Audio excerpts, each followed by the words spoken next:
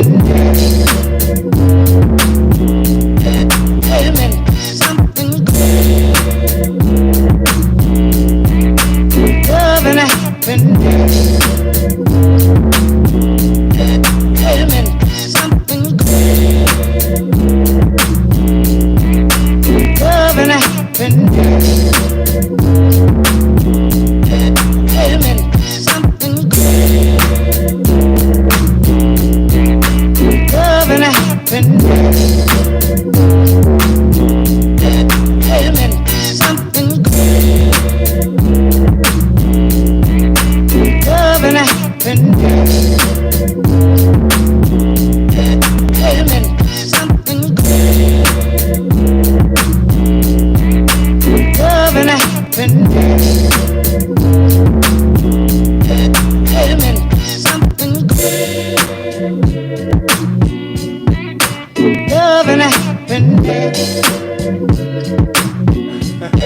Wait a minute, something good. Love and happen. Wait a minute, something good. Love and happen.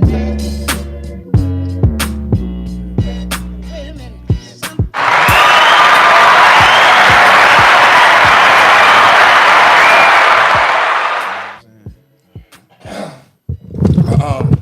Yo, yerp. Can you hear me out there?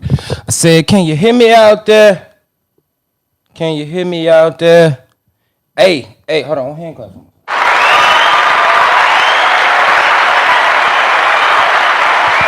You know me. Hey, this is your boy Dmarks, man. If you're not dripping, you're not splashing. If you're not splashing, you're definitely not a part of this league. T2 Nation, do us a favor. Hit that like, hit that share. Let everybody know you the fucking here. Ba, ba, ba, ba. You heard. Let's set it off. Welcome It's back a to beautiful another Sunday. Yeah, another beautiful Sunday. Hey, like I said, I'm your boy Dmarks, man. I had to get that last shirt up though, just to get my shit together. All right, no, listen. It is your boy Dmarks, man. If you're not dripping, you're not splashing, you're definitely not a part of this league. Hey, T2 Nation, do us a favor, hit that like, hit that share. Let everybody know y'all in here. If y'all don't, that's hate. We don't appreciate hate on this podcast. Y'all know we don't appreciate that hate on this podcast. YhptvDmarks226 on TikTok and on Twitch, man. Follow both. Tied to the game on Instagram. Follow us. T2 Nation Marks on Instagram. Follow the kid. And y'all know I got my partner in crime. If I'm Kobe, we gotta call him Shaq. Big Diesel. It is. Feel me, Big Diesel. We gotta call him Shaq, man, because when I come down with the fast break, I can throw the lob up there and he gonna, dunk it in. So I'm gonna introduce yourself. My co-host. To the right. Pass the ball. Give it to me. Do your thing. You're not done with the ball. Do your thing. This is your boy Shaq. But it's your boy Daryl Mobley. You know where you can find me. You can find me on YouTube, Daryl Mobley 13. You can find me on also TikTok, same name. Or Instagram, _master_DJ. You know me. If you love the motivation, come with a listening ear because that's how you're going to be able to grow. What we call them? You feel me? What they call? Don't if Dmarks got the nation, y'all got the what? Y'all got the what? Come on, man. Now you gotta take ownership okay. Of the hive, bro. Of the people. If that is the people that you're speaking it's to. It's the D-Mob. Come on, man. The you gotta tell them about the mob, man. The mob is gonna come around. Come you feel on, me? Hopefully the mob tune in. If Dmarks got the nation, you gotta bring the mob to the. Gotta bring the mob in. The only reason why we're bringing the mob in because we need the controversial. Right. You feel me? We need the back and forth. We need those who are going to test your capacity to stretch. We want your mind to be able to go a different route than what it have already been. So, that's what the mob is. We here to make sure that we test that limit. And if you're going to break past it, then, hey, at least we helped you get to another level. And, hey, bring us along with you. You feel me? And the nation, you know how we are. We silly, we goofy, we chill, we turn. And we always just want to know if you're gonna explain a little bit more, because the longer you talk to a person, the more you can kind of understand what they're trying to say. So where do you want to start? How you feeling We got today? some topics. We do, but we got some silly shit. We can talk about some bullshit before we get there. I do want to talk about these things. I try to kind of like be, on the spot. A lot of things that we talk about. We are here for a good time, not a long time. We always got to let people know that. Y'all in for educational purpose, so that's always. So let's educate the people. Boom. All right, starting Friday. Steph Curry became a person that can no longer be challenged when it comes to shooting. That kid is the greatest shooter of all times. As he helped the U.S. bring gold home and beating Wembanyama and the fucking France team, which they came in silver. Hey, man, big ups to both. Big ups to bronze, silver, and gold. You know what I'm saying? The U.S., France, and Serbia. They all came in. That was all finals. But shout out to America because we the GOATs. We the GOATs. Oh, y'all thought we wasn't gonna send the superstars when we did? We the GOATs. Hold on. We the GOATs. Big GOATs in the chat. Big GOATs in the chat, man. Hey, we showed up. We showed out. We did our thing. But let's not sleep. Simone Biles cleaning up the Olympics the way she did. Let's give some hand claps to her. Hey, as much as D-Mo don't want to say it, gotta give it up to my dog Laos. He won. The rules is not to cross with your foot. It's your torso has to cross. If that's the case, even Laos if you look won. at it like that, I'm not giving it to him. I don't care. I'm not giving it to him. Why? Because Jamaican ripped the line down. Jamaican's body ripped the line down, not Laos. So knowing that, if I touch this line first with my body, that ribbon, I know I win. There's no way you was ahead of me. I don't care what this picture say. That angle was horrible. I can only go off with the evidence. And Laos got saved. He got saved by an angel because they knew if he lost that match, boy, you was going down a volcano magma. You hear me? All right, slowly. You know what I'm telling you? And the U.S. came and won that gold for you talking that crazy mess. Yeah, and then listen, let's start up. Let's keep going. Great team. Let's keep going. We had KD. I didn't get a chance. Go ahead. I didn't get a chance to watch the game, but I definitely caught the highlights. Hey, listen, shout out to the WNBA, man, for sending the best women over there and getting that gold with them too. Getting that gold too as well. Beating France at home, U.S. going into their territory. Who are winning. We're champions. And that's what we do. We win. Shout out to Ava Wilson and them girls, Dinah Taurasi, all them girls that went over there and they got that gold medal. Shout out to USA. We went to France, we went to Paris and did what we were supposed to do. And you got to shed light on the motivation that's there for you to be able to grasp. Let's talk about Quincy Hall. A lot of people may not want to talk about it, but let's talk about Quincy Hall, who left it all out there on that 400, right? Mm-hmm. He not only was able to break a record too as well, he was able to leave it all out there and climb back from losing. You heard what I'm telling you? That is an expression that all of us can be able to, hey, I'm going to take that and put it in my bag. Why? Because that's what life is about. When it's your race and that's your lane to run it with everything you got. Leave it all out there. So at the finish line, you'll be satisfied with your effort, knowing that you gave enough and everything that you had in the tank for you to be able to come out what? Victorious. We here to breed winners. And that's the education behind it. Quitters never win, and winners never quit. No matter how hard it got for Quincy in his mind, seeing himself behind, he was able to persevere and overcome and had that serenity. Why? Because that man was able to express that he gave it all. You feel me? He was out of breath at the end of the race. You know what I'm telling you? And that's something that you want to be able to make sure you grasp. Also, Sha'Carri Richardson, who was able to come in win that gold, being the last leg, even though they that relay. True. Even though they played her in her event, you know what I'm saying? They made sure she couldn't be her best at her event. We know what you got to do. But listen, like I said again, shout out to Team USA all around in every sport that we showed up in. We showed out. Gold is what we came for.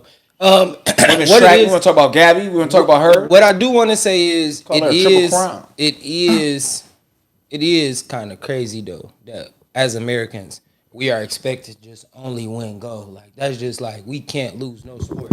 It's not that. It's our expectations. It's our integrity. It's our background. It's what you stand for. That's what the American way is. And Americans, we are, like I said, we are breeding champions. We aren't here to take bare minimum. And if you know what bare minimum is, we ain't here to be friendly with that. That's not what we looking for. That's laxity. Anybody can do that. But everybody don't get it. Why? Because everybody don't really want it. So we want to set the bar high saying this is our level of achievements that we want, and that's what we expect.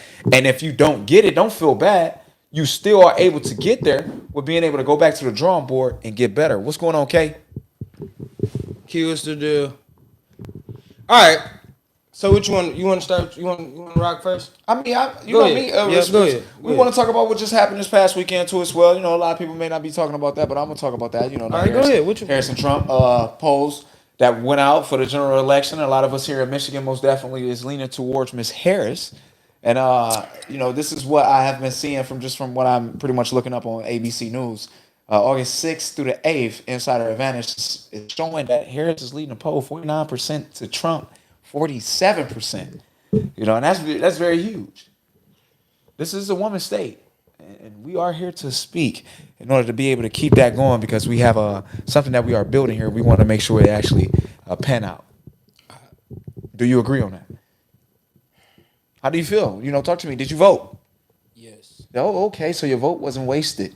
You know what you siding with. Okay, what was your choice for the U.S. Senate?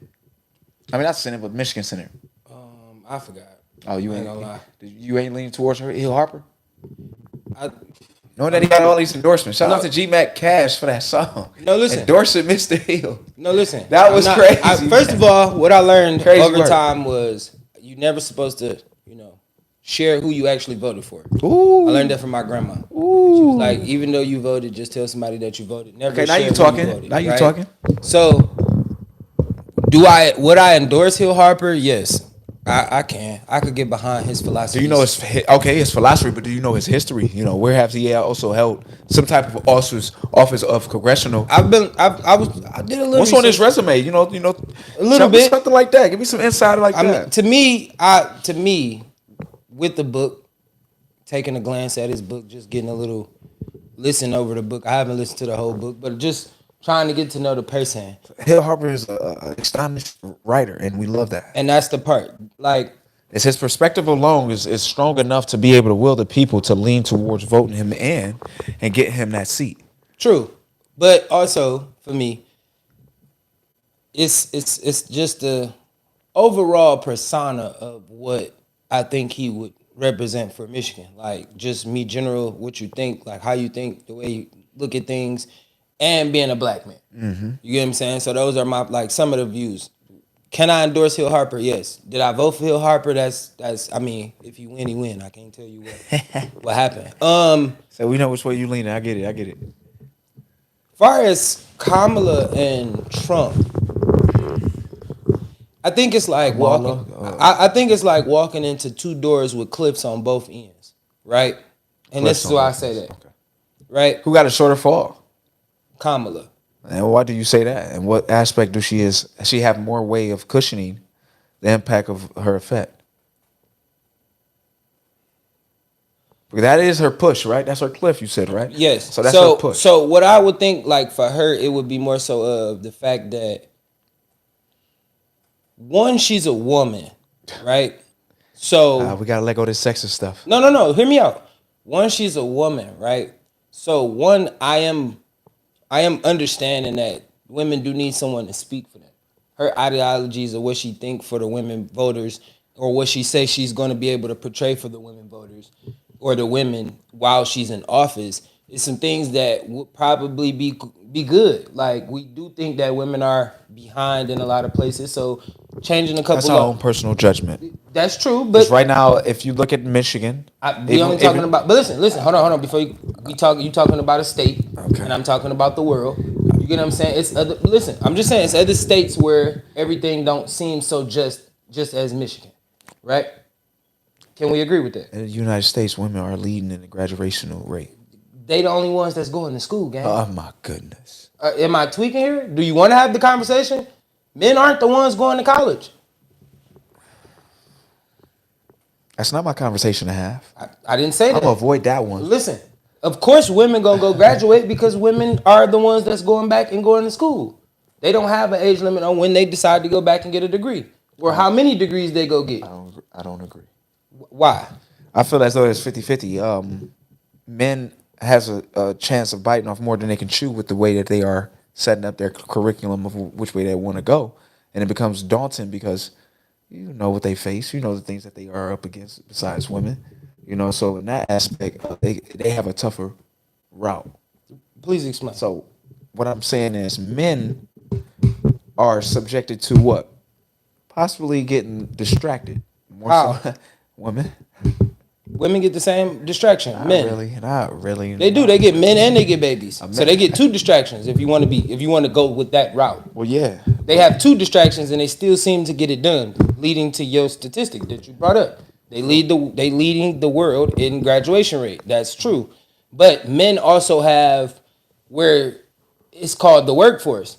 I have to go out at the 18 after high school. If I'm not going off to college, I'm suffering more. I have to. Men only go through that because of the fact that they don't finish. Women go straight into. We don't have the luxury to always finish. Yes, we do.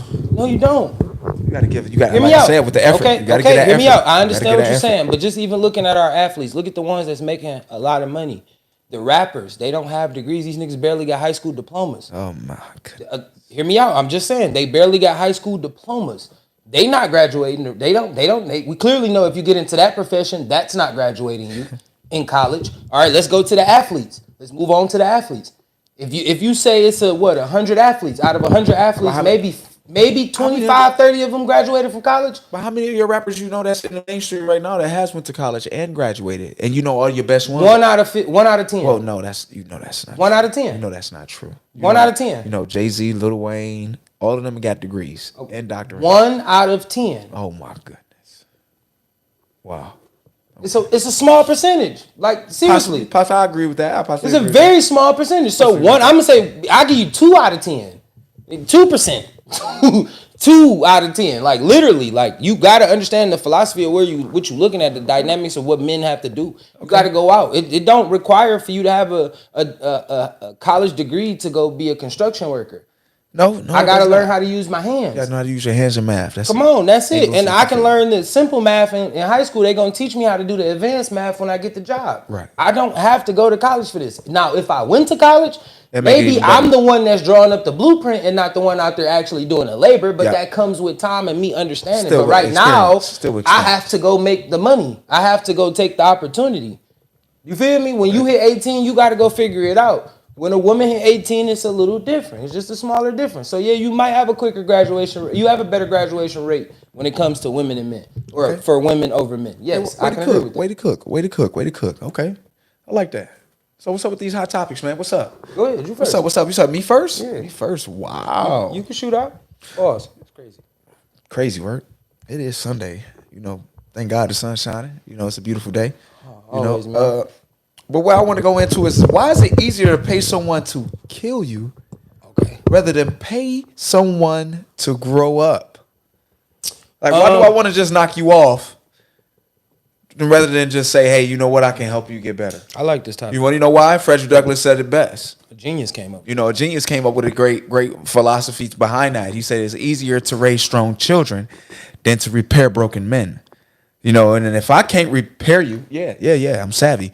If I can't repair you, shout out to Miss Riley for giving me that, bestowing me that in my comprehension. But if I'm here to build you up and you break down, that's like a broken glass. You can try to glue those pieces back together, but guess what? When I pour into it, what's going to happen? You're still going to leak. No matter how many times I put you back together, you're still going to not be as whole as you once were when I first got you. So building up a strong child, I know where I made my errors at when you became broken. I'm not going to make that same mistake, right? But that leadership has to become passed down to as well, just in case that person that is in leadership grow old and has to be replaced. You hear what I'm telling you? Mm-hmm. I'm listening. So, good. I'll let you. You know, in my eyes, I see why it's easier for most people to get knocked off and get them out the way, because it's like, hey, okay, you have met your prime. Yeah, I can repair you and you get better, but you won't be the same as you were before. So you basically leading the congregation to give up on a person. Sometimes people, be honest, in your lifetime, how many people have gave up on you? No. I know I have experienced that in my life. I've experienced people giving up on me, but not a lot. But I wanted you to finish because I want to. I know I have experienced a lot of people giving up on me. True. So my opinion, when I'm answering this in my viewpoint and perspective, I'm coming from my experience of knowing that people do give up on someone. Mm-hmm. For sure. And no matter if they are trying and like a lot of people have done. They bump their head so many times before they get it. True. You know, there's so many different styles of learning, so they may have a learning curve a little bit slower than others. So it may happen to have them at a stumble bump, than more so of a stepping stone. You talking? So you get to a point where a lot of people they get frustrated as leaders. Mm-hmm. You know, they get so frustrated with the fact that you may not be getting it the way that they want it, and you're doing it your way, and that's not how they're teaching it. You know, a lot of people may not be so adequate to, you know, enable someone with knowing that they putting their own thing in it, because you got to make it yourself, right? You get some education, you got to paraphrase it for you to understand it, right? Mm-hmm. That is what you're supposed to do, not copy and paste it. You know, so in my effort, knowing that people have gave up, that's where I'm coming from. I'm looking for people that answered yes. There is possibilities towards people giving up on someone or something and moving on to something better, right? Mm-hmm. Right? Because that's why I'm asking. I'm asking that because if someone came to you and say, "Hey, I'm not fulfilled." No, you move too. Don't go too crazy. You're going too crazy. Don't go too crazy. You're going too crazy. Yeah. So, but look, hold on. And we might not use that one. We might not use that. We might not. No, that was just yeah. Then let's talk about it there right now. No. Off my conversation. Okay, go ahead. All right, but look, let's get back to the topic. So, want me to ask it again? No, I know exactly what you're asking. So, why is it easier to pay someone to kill you than it is? I mean, pay someone to kill than it is to pay someone to grow up, right? Because it takes time. It's for the young people that don't understand, is lost adults out here.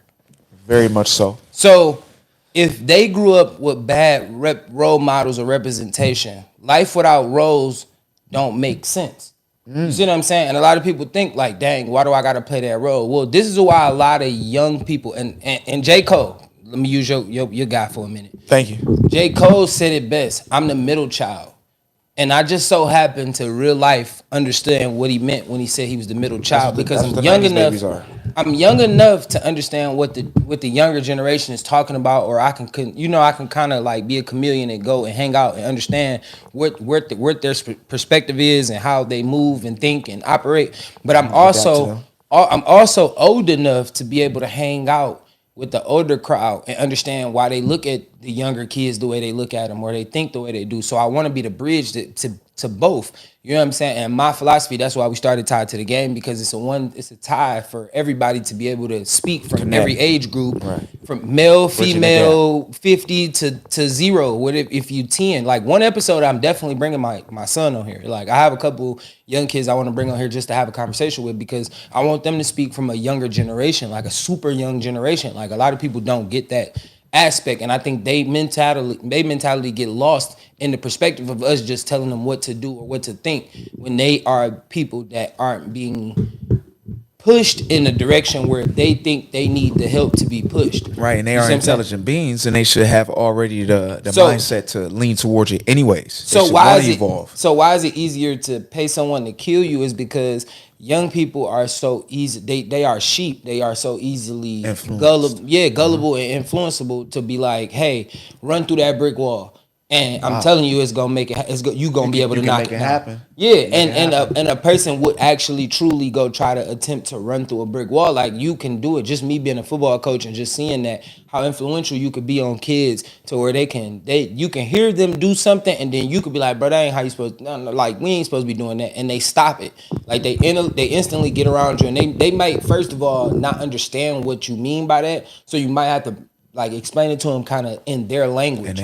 And I feel like the older crowd look at it like, y'all don't get what I'm saying. Y'all need to do it this way. Y'all can't be doing that. Well, yeah, but let's talk about a lot of the things that, you know, that went on when you were a child or when you were growing up. Like anybody over 50, your parents, them being dressed up in their day, anybody's parent that's over 50, in their day, your parents was jazzy when your daddy wore a blouse. Let me explain this to you again.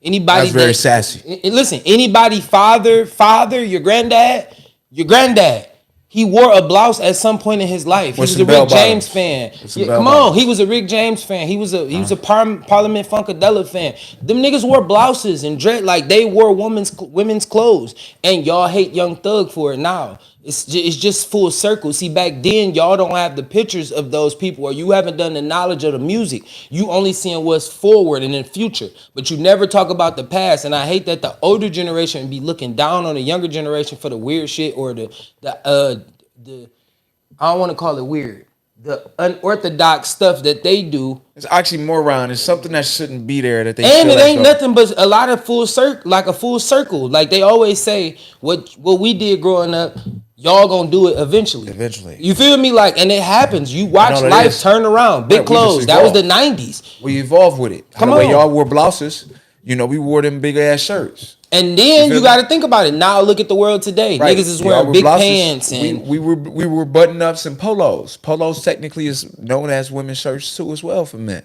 A lot of people don't understand that as far as fashion. But we adapt and then we be creative to make it our own. So moving forward, generation to generation, what we are swinging at is that we need to accept each one differentness or differentiation. we just gotta allow life to happen. Like sometimes you just gotta allow life to happen. Some things that we are not gonna agree with. Yeah, I was. You not gonna agree with everything somebody does. Somebody do. You can have the right to agree to disagree. Everybody get that right. But just because you voice your opinion don't mean you're right. And don't be afraid to voice your opinion. Don't be afraid to speak up and have a different opinion than others. Don't be afraid to be able to go against the norm. Countercultural. This is leading me to my next question. This is so beautiful. Is it quicker to poison a mind rather than to help educate it? Because we get so many people who are literally in a crowd with the wrong group, who are leading themselves, making the wrong decisions, who aren't being able to make sure they examine themselves before they do something and end up making it where it's too late after it already happened, and now you stuck with the consequences of what to do next, knowing that this is your reputation now. He did that. This is something that a lot of us have to be able to make sure we be educated towards and make sure we pan out for being able to make sure we say, hey, this is something that we are clued towards and not clueless. I like that. All right, especially with teenagers, especially with, it's about to be back to school. You want to be able to start at the start line and give what? Go ahead. No, keep the going. The best, I swear, the best effort from start to finish. All right, now look. When you say, is it better to poison the mind or to teach the mind, right? Yeah. And then you hit on a part where you was like, mainly it's the people that we hang around, right? Yeah. All right, now I got three parts. It's a circle. My question is to you, and give me a second. I'm gonna explain what I'm saying, but I want to ask this question so you can think about it. My question is, do you think that you actually are the leader of that group and you just don't know it? Good question.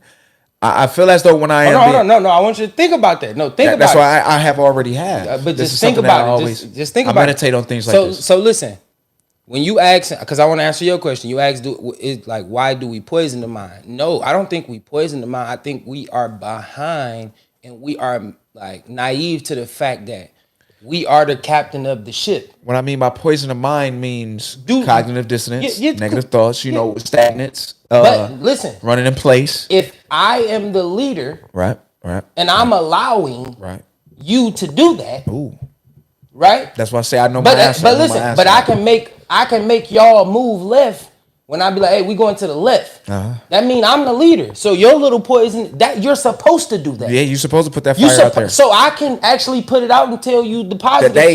They ain't it. That's not what I want. And a lot of people don't understand me being the leader of my group. I'm always countercultural. I'm not about to let you sit around for 4 or 5 years and say you're not doing nothing with your life. I ain't wrong. You're going to see me be like, hey, Daryl Mobley, what you doing? Oh, I just went to trade school. You done with that? Yes, what's next? Oh, I'm finna go to medical school. Oh, I'm finna most definitely be an RN. After that, hey, I may be looking into making sure I strengthen my nonprofit. Oh, you didn't know I had a nonprofit? Yes. This is something that I'm in. I'm trying to progress every single year to have something underneath my foundation to be thick and solid. Because when you put concrete down, those who do construction, they put what?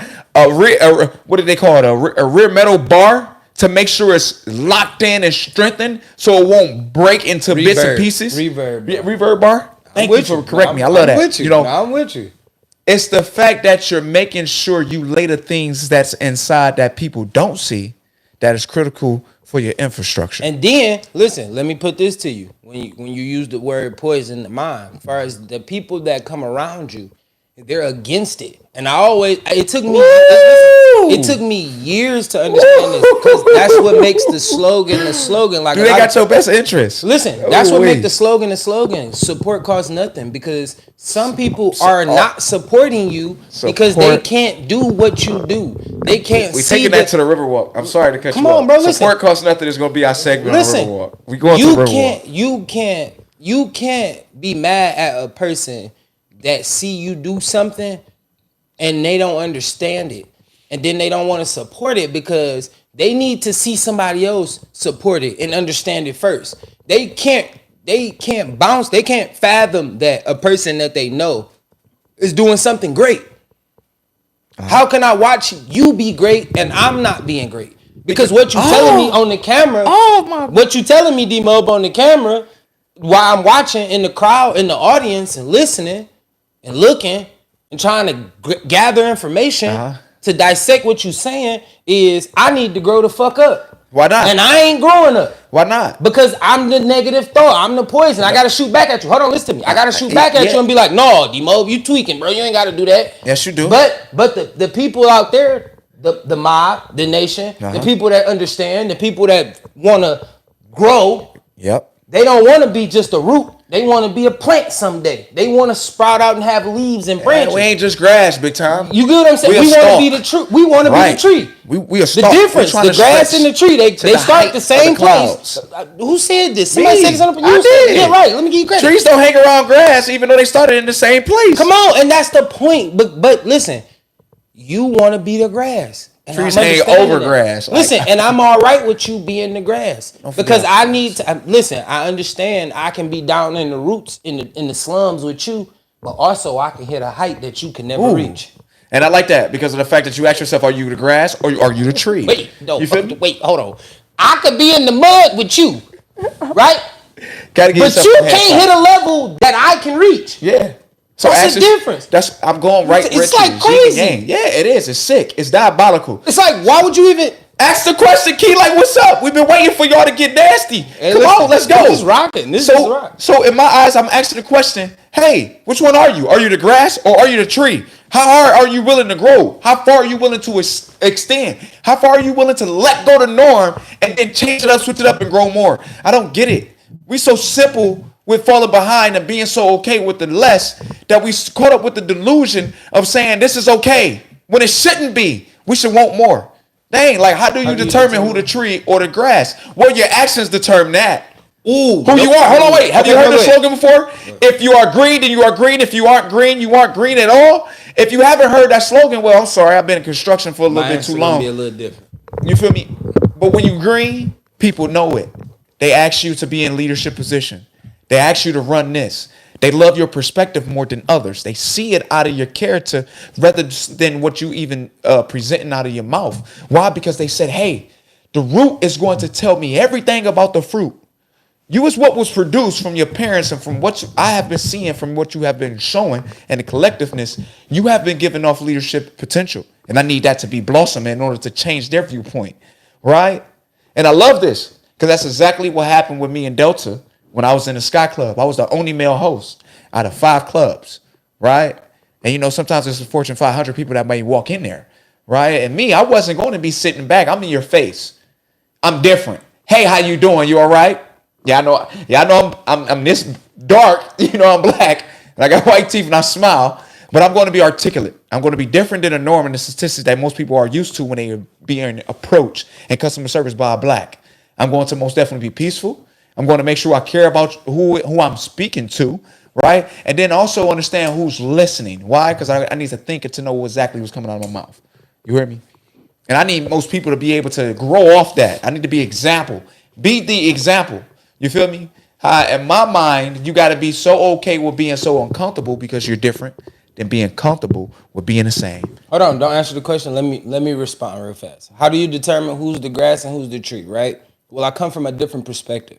Right, I come from a hood's perspective. Yes. Not saying D-Mo ain't from the neighborhood, but what I'm telling you is I come from a different hood perspective. Right? How do you determine who's the grass and who is the tree? Listen, the tree, y'all get to a certain level, right? I got some more. And when you get to that certain level, your artisticness and your maturity overjumps what people have. at some critical point in your life, it's gonna change what you got going on, and it's gonna turn you for either the good or the worst. And what I mean by the worst is it's gonna show you that I have to grow. I have to turn this grass that I think I am, and I have to really just go ahead and finish growing. I'm not grown yet, but when you have people that only can think like. Key, I like how far you're going. The grass. So what I mean by the grass is the people that can never unplug from the system. You don't have. Go even deeper than that. You don't even. No Diddy. Yeah. You don't even have. Crazy work. Listen. You don't even have the mental capacity to get past what they already showed you. That wall. It's a wall that's set up that you are okay with just standing in front of. It's a blockage. Oh God. Right? Where you're comfortable where you are in your life. You're happy with what you do. You're happy with being where you are. You're happy with it. You don't never see nothing wrong. You're happy with getting up at 9 o'clock and getting off at 5 o'clock. You're happy with those things. That's what make you the grass, because the grass is only here to serve that same purpose until it dies in the winter and comes back in the summer. Ooh-wee. A tree stands strong. Listen, a tree stands in the winter too. As a tree, I'm a tree. I may lose my leaves. Those are my friends. Those are the ones that didn't understand that they needed to hang around to get more branches. But my branches didn't go nowhere. I like that. See, okay. Those are my associates. See, listen. No, I take that back. My leaves are my associates. My friends are the branches that helps me branch off to touch people. Family is the branches. Same difference. Yeah, but listen, further extension. But listen, the same difference, because I have a branch of family. I have a branch for my family. Okay. But I also have a branch for real friends. People that I really have that pushes me to a different limit, that challenge me on different things. That's another branch. Those people may not mix. Those people may not mix with my family.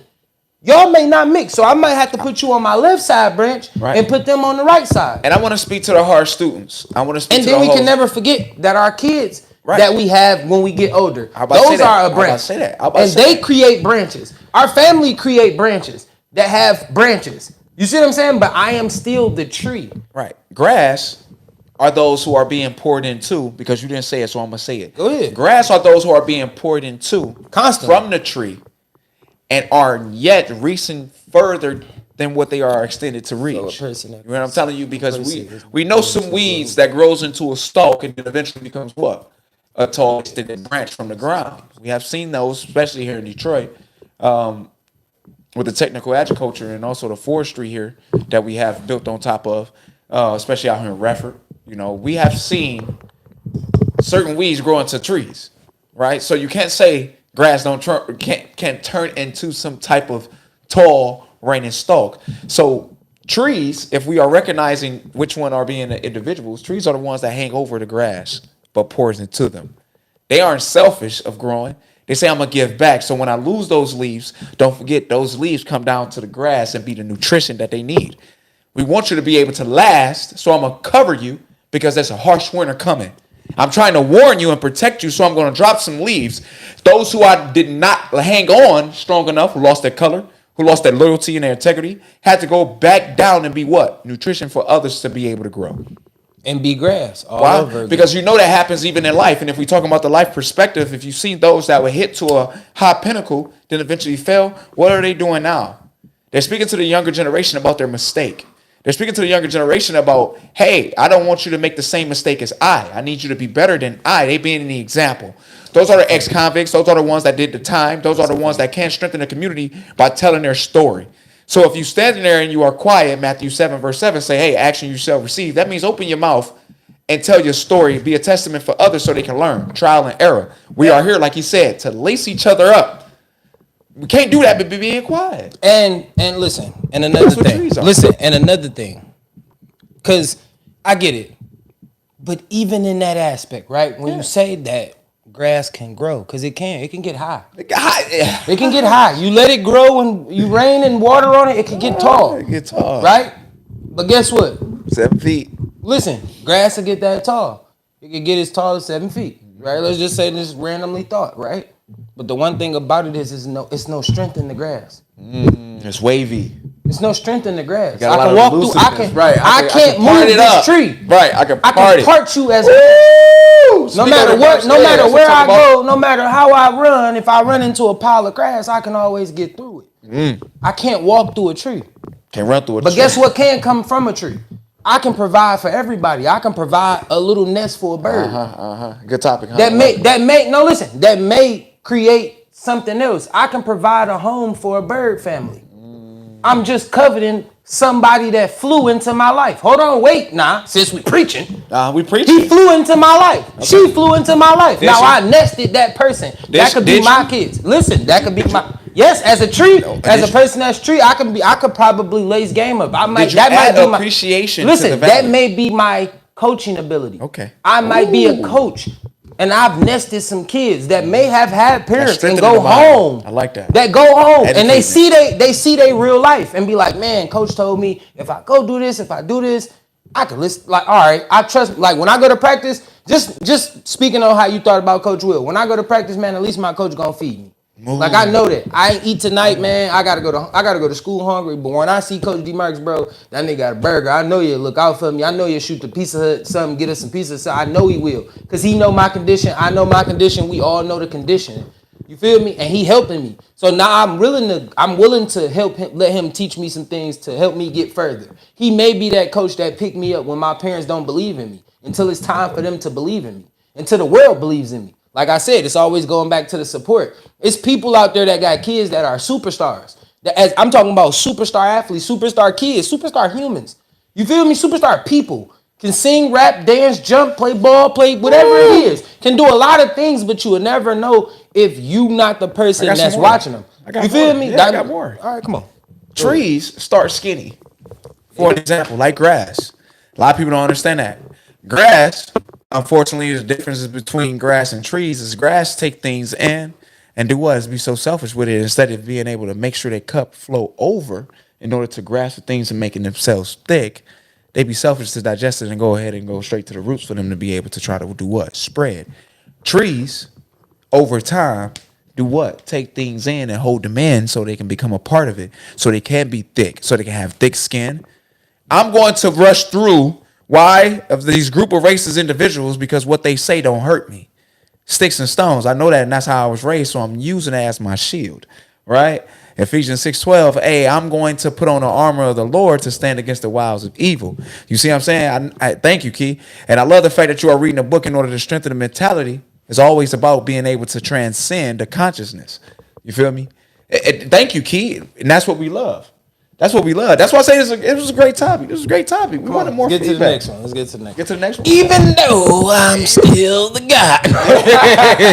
Nah, but yeah, that was a good topic. No, I ain't gonna lie, that was a great topic because it's always get the next one queued up. But it's always about being able to see the perspective. And I always tell people the reason that I'm Kobe. He's salt pepper. Listen, the only reason we always tell people like we Kobe and Shaq is because he sees it from a Wallow Gilly perspective. He's giving it to pause. He's telling y'all, he's talking to y'all from the perspective of not just saying a preacher, but somebody that's thinking of a church guy, you know what I'm saying, solidified, want to give you a philosophy, making sure you understand the in-depth. I'm telling you from a natural hood nigger's perspective, not saying that that's what I am. I always adopted the mindset. It's called CTE. And everybody everybody look at it like, oh, that's that thing that y'all get in football. No, stupid. It's called corporate thugging, right? And to the day I die, that's the way I'm going. It's always talking about corporate thugging entertainment. You don't have to look at it as selling drugs, right? But let me tell you what Jeezy's philosophy was, and I could be 1,000% wrong. And if Jeezy ever get a chance to see this clip, I would love for him to tell me if I'm wrong. I will. I mean, it's gonna be a clip. I'm just saying, Jeezy ever get the opportunity to hear this clip, I would love for him to say it. When he say CTE, he's talking about the philosophy not selling drugs, but being able to walk into a corporate room and treat it just like you're in the streets. And thug it out. We had those battles. We've been in those traps. We had those drug deals. You had that gun on you. But now you can walk into this office with that same business suit on, with that same street mentality and be able to execute a bigger deal, a bigger bag, more money, Not saying that you'll never be played, but understanding that you have to grow mentality-wise and just being like, hey, look, I have to do these things differently. Yes, I'm working a job, but I'm gonna work the job like I work the trap. You know niggas that standing outside not making no money for the day. But guess what? When I go to work for the 8 hours or the 10 hours that I gotta go to work, I just made some money. Yes, it's not tangible money in my hand right now, but when I get that money gonna make sense. Dog been out there all day. He may make $200 for today, right? I made $200 the legal way. He made $200 the illegal way. He been watching his shoulder, hoping he don't get robbed. His cons is worse than his pros. My pros is way better than my cons. You get what I'm saying? The cons is that I gotta be at this building. The cons is that I gotta deal with these same people every day. The cons is that I gotta spend 8 hours here just to make sure the money works. But at the end of the day, the pros is I'm gonna have some money. My money is guaranteed. It's on time. It's never late. It's a guarantee. I can make shit happen when it's time for me to make shit happen. Amen. I don't gotta wait. I don't gotta think. Cool. I don't gotta get the bag and go hurry. Hope a nigga don't rob me over here. Hope a nigga don't stiff me over here. Do none of that extra shit. But you better have a mind towards it. But if I think this way, it's going to be there. Right. When I walk into these offices and I'm talking to these people and I be like, hey, I need a raise, and they tell me why, I can show them, hey, look, I'm the best thing you got on the block right here. See, my work is moving differently. Right. Look, when I walk in, you see my shit is executed. My spot is clean. This is what we got going on. Right. I'm bringing back the pros. It's all profit over here. It's no cons. We not in the red. But everybody got to be willing to do this. Everybody got to have that. And you got to sometimes teach the people how to grow in every department. And if you know how to do that, then that's corporate thugging, gang. And the only way that you can do that, I'm agree with him on that, is doing what? Hey, don't be so technical where you take the fun out of it. You know what I'm saying? Thanks. Well, if you take the fun out of something, you are hindering yourself from growing. Why? Because only time that you grow is when you're having what? Fun. That's when you remember things. When you only remember those traumatic experience because it was what? Long. You see what I'm saying? But the happiness is short and quick, and you can remember that for a lifetime. Because those are the moments that did what? Took your breath away. And that's the question that I wanted to ask. Because some technicalities does take your breath away. So what breath I'm talking about? Your mental breath, which causes depression. Why people are so technical with life, causing depression, causing loss of hope, causing more people to jump off the cliff of reality and find a way to escape it all. That's the next question.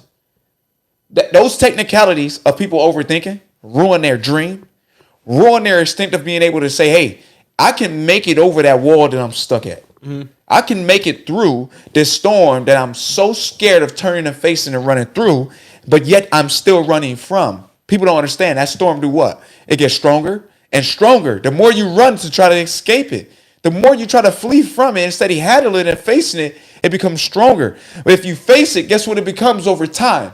Weaker. You know, a storm passing through, it's heavy when it starts. It's light when it's finished.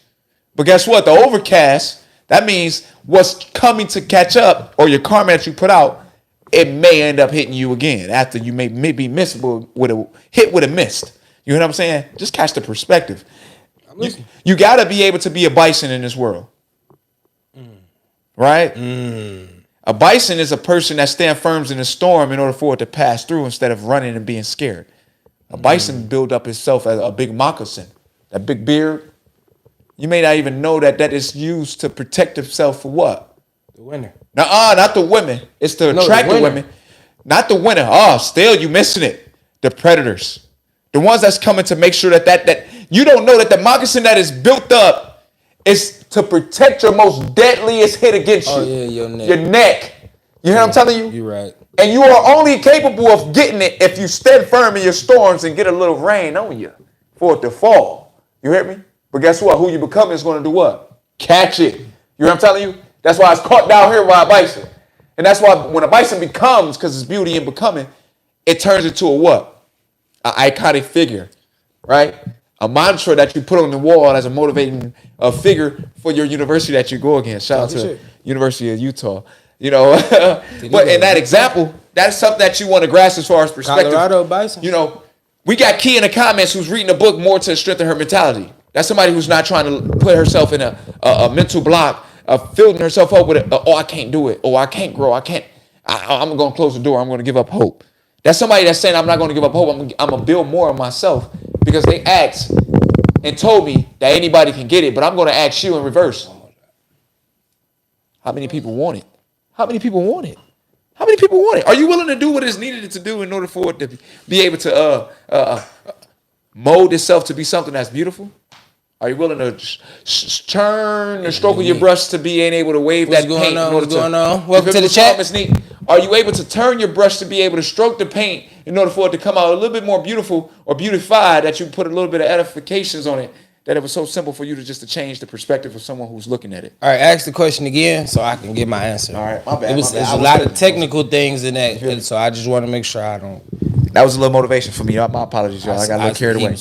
Why are people so technical with life, causing depression, causing loss of hope, causing more people to jump off the cliff of reality and find a way to escape it all? Lack of support. Ooh. Lack of love. Why is it so hard for you to support me? No, not even that. Not even that. Why you don't give me the same energy that I'm giving out? Nope, not even that. Not even that. So not even that. Then talk about it, baby. I'm about to. Watch this. Okay. When you lose somebody in a funeral, right? Coping with the loss of a loved one. Let's just say you lose a parent. Ooh. Right? Ooh, I got a good perspective. You got a piece of paper? Damn, it'll be over there if I do. Yeah, it's over there on the what's it? Where? On the table. On the table? Yeah. So look, Keep going. watch this. When you lose someone, let's just use a funeral for a perspective, right? You lose your mom or your dad, whatever, whoop, whoop. A lot of people show up to that funeral, right? With love, support, everything. They tell you that they got you. They tell you, hey, I got you. Don't ever hesitate to call. Don't ever hesitate to do this, right? And that's simple. It's easier said than done, right? Because what happens is, and what leads most people down the road of that depression is people forget.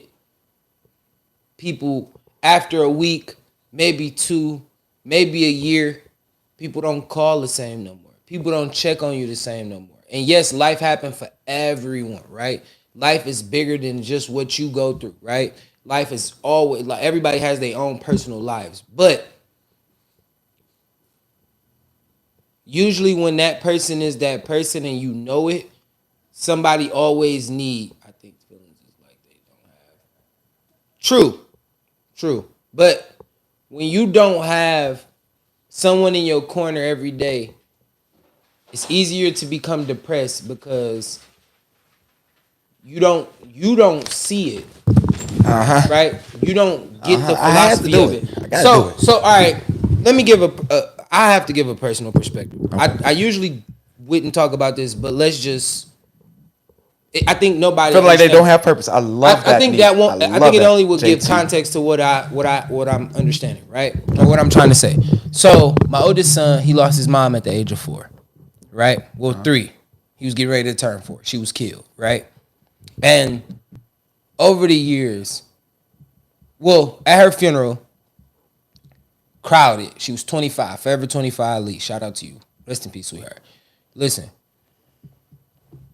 when you go to the funeral, everybody. No connections to the creator. I love that. Everybody. Oh, man, if you need anything, if you want anything, woo, woo. I swear to God, I'm going to be there. I'll be there for you. Man, he was my woo, woo. She was my. And then, as time go on, life changes. And now that kid gets older. But when the last time them same people saw him? When is the last time them same people even thought about him? Took him to the corner to get him some chips. I got one. I got a better perspective. So when you look at it that way, not only is a person like me who's dealing with the loss of a parent, which I appreciate. You feel me? You gotta know how that feel. I have to. Man, you gotta know. I have to one cope personally, then cope my child. And understand that no matter what the relationship was with me and his mom, it no longer can be negative until forever. Because he don't get the opportunity to see if she was that person or not. Right. So it's really like you said, teaching, learning, developing. If you ask a question, yes, I'm not lying to you, and I can always tell you the truth. Because when my son get older, he's gonna know women do things that he gonna understand the woman-man dynamic. He's gonna understand that eventually. But you also gonna understand, like, hey, I know my dad gonna always keep it solid with me. And that was I like, a lot of people look at it crazy that I treat him like my little brother. Like, I really treat him like my little brother, even though he's my son. Like, when I say my little brother, it's like, hey, bro, let's sit down and have a conversation. That's why I said I'm gonna put him on the pod. Like, I literally am gonna bring my son to the pod and let him conversate. It's like the younger generation. But I got a perspective you leaning up to the younger generation. Go ahead. We know that when you're young, you are filled with love, right? You know that heart that you have inside of you. That's what you're pretty much leading up to protect, right? But over time, there's so many scars that the heart gets from the things that it take an effect too. I just want to show you an example of it, right? I don't know if you can see this, right? But we got trauma right here in the corner. We got a loan that's up here. We got no support. Sometimes in life, you may feel like a failure, right? Over 21 years, you may take an effect of a loss of a loved one. You may have some hate from friends that you may not want. You may have some people that pity you. They may not like seeing you at your full potential. And guess what? The entire time, the heart taking effect to it. Am I correct? What we do over time that may lead us to depression. We try to unravel that effect. To try to do what, ladies and gentlemen? Smooth out the effect that the heart has taken. Even if we smooth it out, ladies and gentlemen, what we cannot get back. The pureness of the love that we have started with. Why? Because there are so many wrinkles from the effect that we have taken that we need to most definitely stand firm to defend. We need to defend, right? We need to defend about not having support. We're going to speak up. We're going to speak to a counselor. We're going to speak to a teacher. We're going to look for leadership as far as sanctuariness. Just like Nee said, JT was speaking about, hey, a lot of people don't have the connection to God. I'm going to turn to God. I'm going to pray. I'm going to have that mental awareness and adapt from not feeling alone, not building up the trauma for forgiving myself, not pitying myself, but feeling and conquered to be able to say I can do more. So what, I may have made a mistake and feel like a failure right now. And guess what? That loss of a loved one became my armor now. I'm going to take that memory of that important person that I have lost and make that my motivation every single day. I'm going to look in the mirror and give a little bit more love to myself instead of hate. Now watch this. Because goddamn it, you just said a lot, and that shit was good. I like that shit. Now listen. Thank you. I'm going to say this again. Walking into high school, I was 15 years old. Right? I lost my grandma walking into high school. My grandma made me watch her pass away. She died of cancer. Right? I always say fuck cancer. I lost 2 grandparents to cancer. My mama dealing with it right now. Grandma, right? That's a strong soul. So listen. Love you, mama. So what I always tell people is my grandma made me watch her die from cancer. As a kid, as a 15-year-old kid, she made me feed her, bathe her, do all the things with a cancer patient. She lived with my dad, and she made me go over there and go through those situations, those turmoils, those sad moments. But what it taught me was strength, right? And a lot of people don't get it. That moxie. That moxie. No, listen. The level of seeing the future, knowing that you have to deal with the absentness of a person that you really truly love, the person that you didn't get a chance to spend that entirety of your life, that didn't get a chance to see you graduate high school, didn't get a chance to see you be successful in this part of your life, where you really had that moment. So it created a small depression. I used to wear my grandma t-shirt, her death t-shirt. Right. 4 years. I never threw the t-shirt away.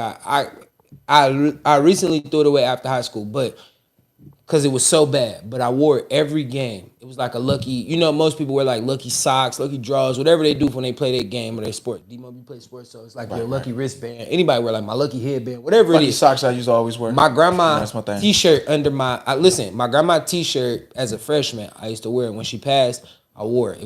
I used to have a white one, and I wore it every game. As I got into a senior, I cut it in half. It was just her picture, but I still had the shirt, so I used to wear it as a half shirt under my jersey.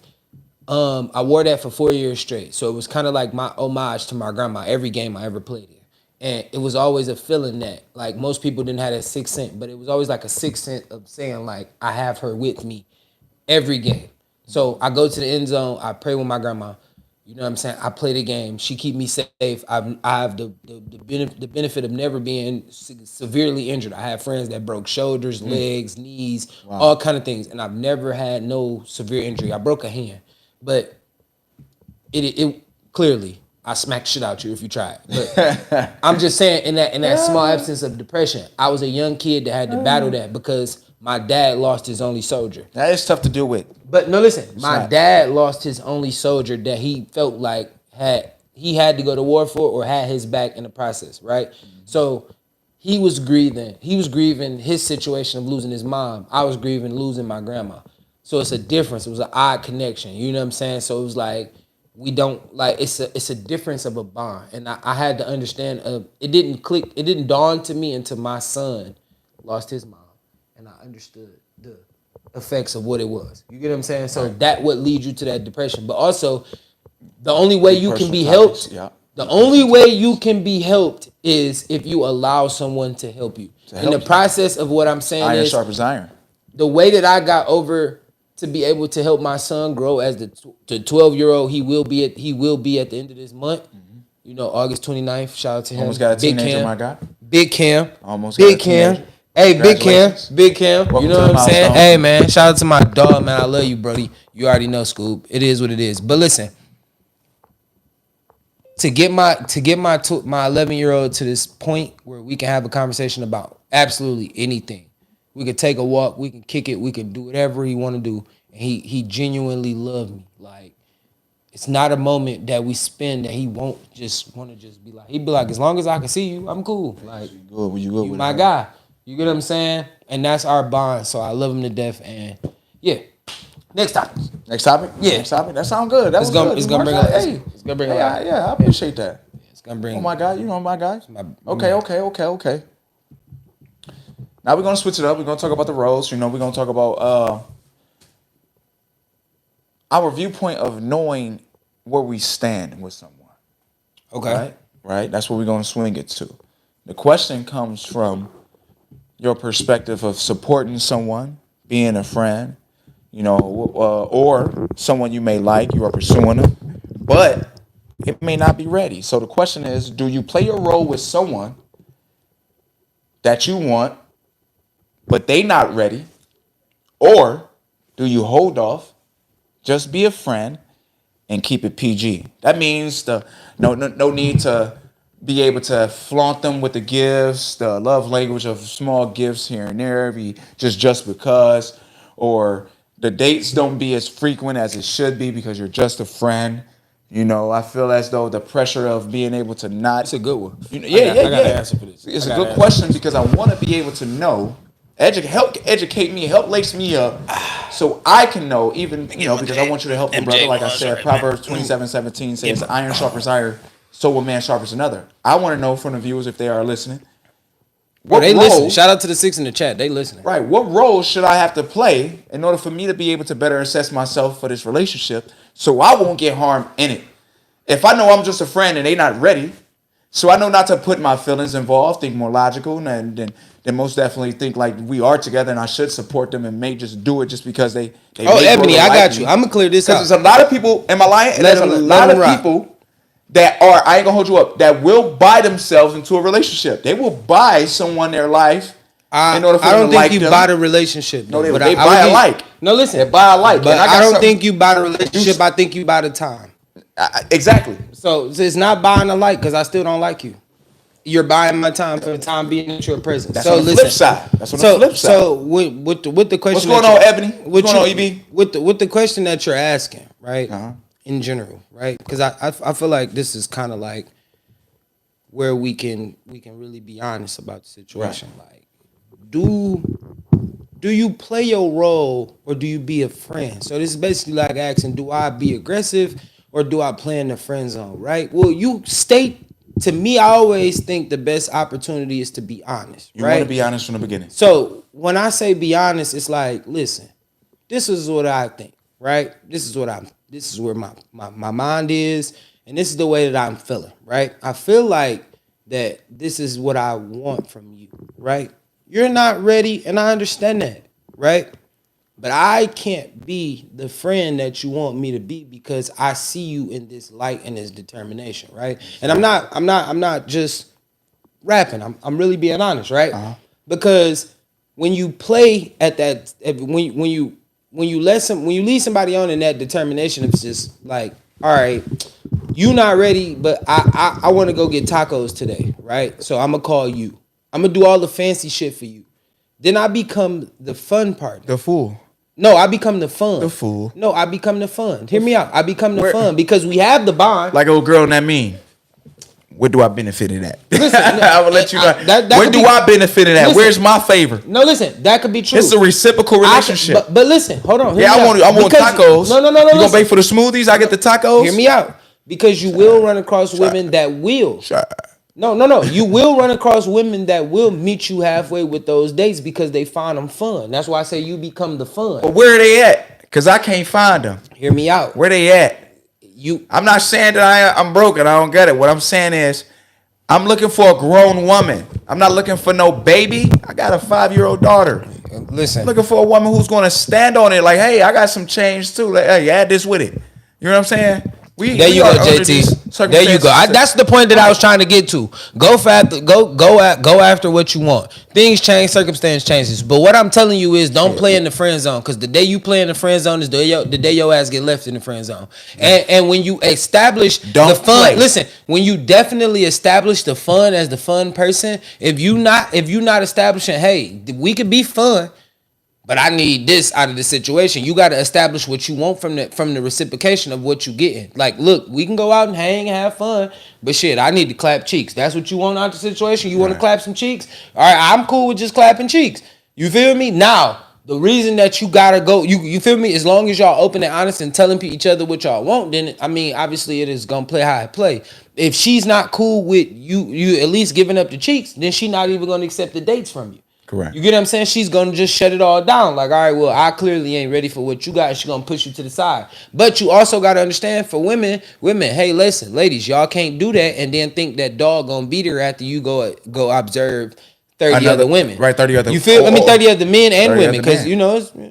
Because I ain't gonna lie, I mean, 15 women, 10 men, however you want to play it, 25 other humans. You can't go out and play in the field and think that person that held you down or did some fly shit for you gonna always be right there when you decide, all right, I'm done doing all this extra shit that you know what I'm saying? Like, all right, I want to go back to the fly shit. Dog lied to me, this bullshitted, this nigga stole from me, dog played me, baby girl didn't really call me back. Like, now I want to go back to the nigga that was giving me all the attention. That go back to my statement. You wanna with me now? Nah, no, listen, that go back to my statement. Are you the one that's being chased or are you the chaser?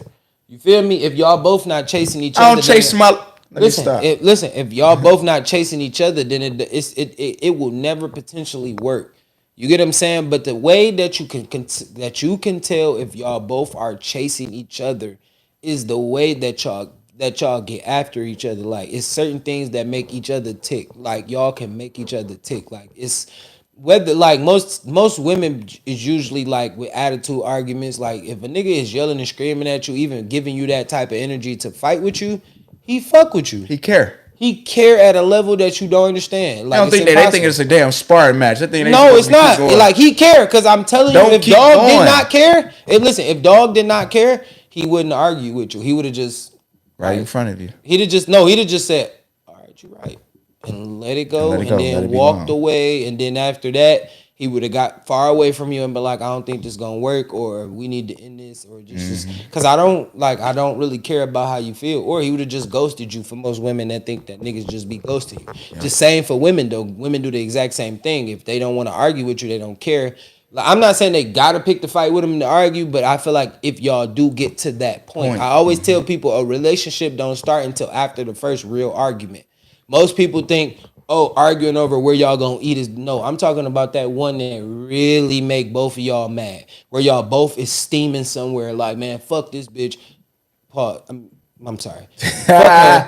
Fuck her and fuck him. Like, that's how y'all. And it's that's what they need to know. But you gotta know what the real argument is. If it's never happened and like neither one of y'all know what each other look like, and at that standpoint, it'll never work, because y'all both gonna be living in a honeymoon phase. How John Legend said, it's just the honeymoon phase. You get what I'm saying? And you got to make it past the honeymoon phase for the relationship to be established. I don't care what you say. The honeymoon stage is nothing but a mirage. It's there to trick you. This is all sweet in the beginning. Ebony, But this is the reason why I start off slow. Hold on, wait. I get you, Ebony. Give me a second. Oh, go ahead. This is the reason why I start off slow. This is the reason why I start off not buying the flowers until we get past the honeymoon stage. Why? Because I need to see your effort too as well. Why? Because when you take the back seat for me to take the leadership, I know that you trust me now. Because I know the effort that you can give if I need backup. You know how the king most definitely sit back and allow the queen run the board, right? And chess, that's what's going on right now in this honeymoon stage. I'm sitting back to see you run a board now. Because eventually you're going to sit back and allow me to run a board so I can control the infrastructure so we continue to progress forward. And guess what? You're going to help me with my contingency. Right? I only get one move a turn if you play chess. As a king, I only get one move a square. The queen, she can go further anywhere. Extent, no matter no limits. That means she have no breaking boundaries. point, no boundaries. That means with her leadership, she are able to put us in a situation to win life or death, or to be able to make sure we corner to get a successful dub. That is the reason why it's so critical in the honeymoon stage for me. Let me ask. That's what my mind is at. I want to answer Ebony's question. She said, "But what if the person is right in front of you?" Listen. This why they come so hurt and damaged. No, D-Mo, don't do that. Don't do that, because let me say this, and I agree with you, right? I don't want you to. I don't want to. I ain't gonna take it away. I don't want Not you to. just yet, though. Yeah. All right. So look.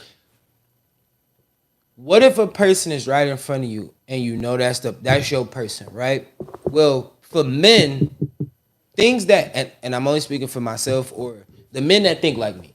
Like I told you, it's a 50-50 podcast. D-Mo may have a different mentality with us. So men to men, I want to see if he agree. For men, in my perspective, it's more about the unknown. What you don't see. Let's use his paper. You see, this is my heart. You got to understand my backstory to where my heart got to this point. Wrinkled, cracked, tore up. You got to understand that. And I also, as a young man, have to get to understand why you are that way. But the one thing we can't do, let's get back to the beginning of it, is we can't act like those appearances they're not there. Uh-huh.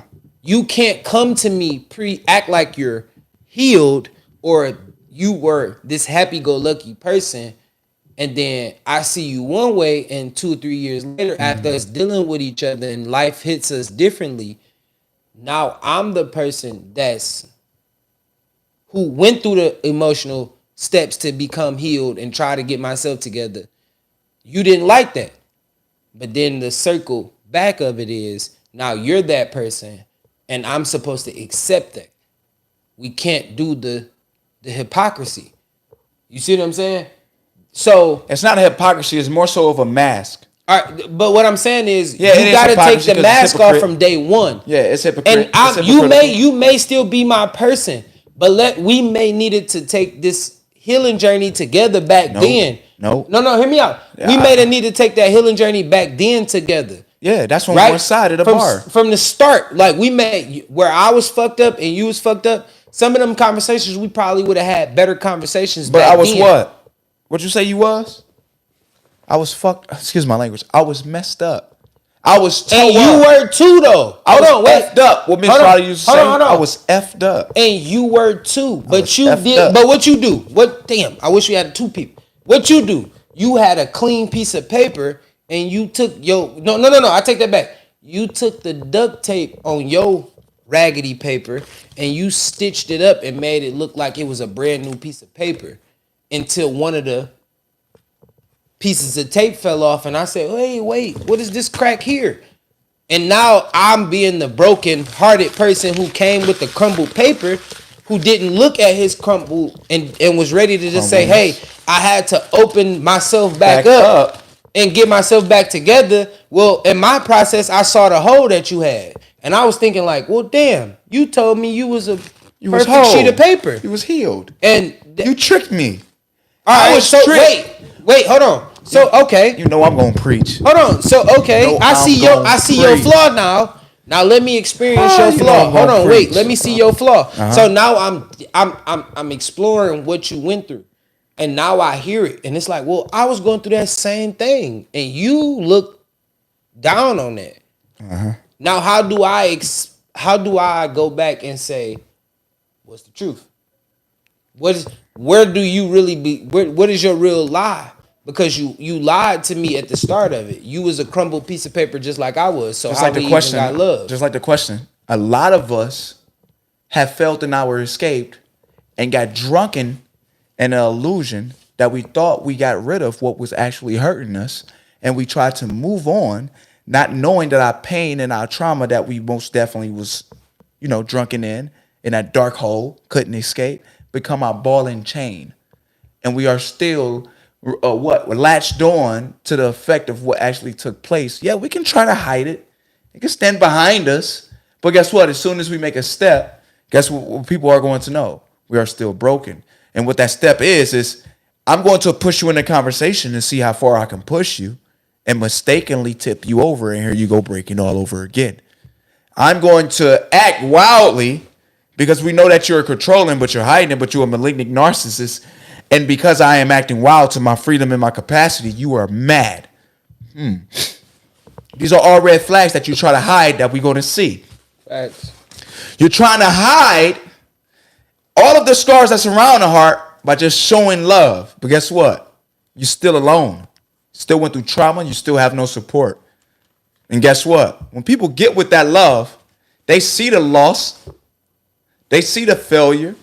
They see that you're alone, right? So they are going to read into you and say, why are you tricking me? And when you're alone, if you actually are loved, you will have people that support you. You won't be alone. You won't be experiencing no hate. So why you think that of yourself? What's the real catch? Now, you got me in a situation that I didn't ask for when I got to know you, when I met you. You said everything was going to be cake and pies. Well, it's been 6 months, and now I'm upside down. Cake and pies. Not cake. Cakes and pies. Now I'm upside down. Now I'm baffled. Now I'm clueless. Now I don't know how to be around you. I'm timid because you done showed your brokenness that I am like, hey, I am so with my hands up back against the wall that I do not know what to do.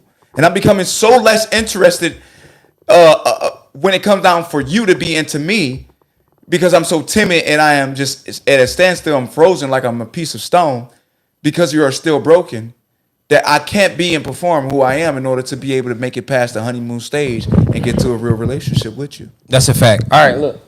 Let me let's get it together. So we can make this light. We got to make it light. Got to make it light. I mean, this is we've been cooking. We was cooking. This is a good topic. This been a deep conversation. Deep conversation. Pause. This has been a deep That's conversation. on you. It's on you. You feel All me? right. Them was all mine. All right. So look, I do want to ask this question. It's silly. It's not that super heavy topic. So look, I want to ask this question. I want you to be honest. And that is watching this video to participate in the question I'm about to ask. Okay. So if you had a choice between being with one woman or two women for the rest of your life, one woman or two women, what would be your choice? So if you'd rather spend the rest of your life with one woman, I need you to put a 1 under this video. If you'd rather spend the rest of your life. Oh, I'm tired. I'm torn. I'm being 100% honest. Now, if you want me to answer that question, it's going to be difficult because I have a two-sided brain. On one side, I am enough. One is enough for me. I'm satisfied with one woman. I am not going to lie.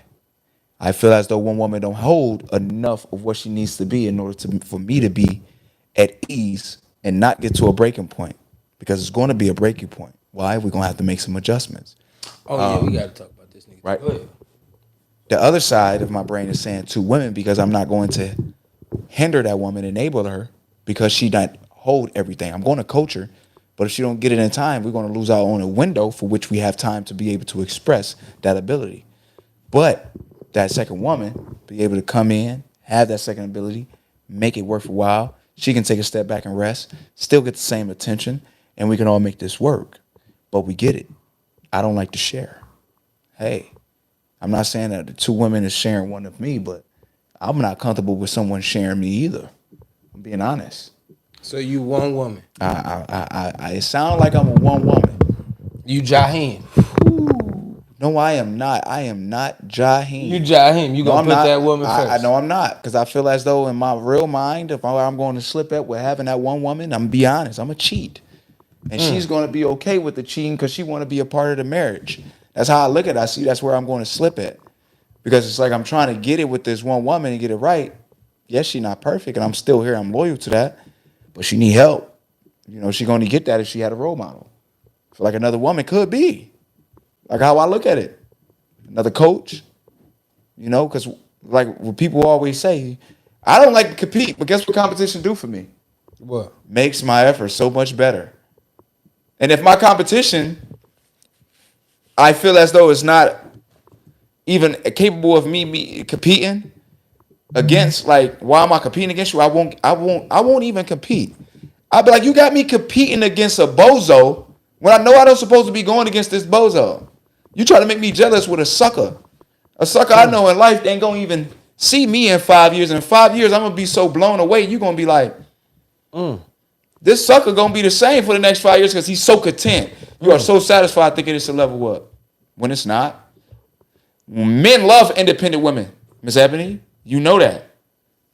Love your name because I'm a carpenter. Don't men like independent? No.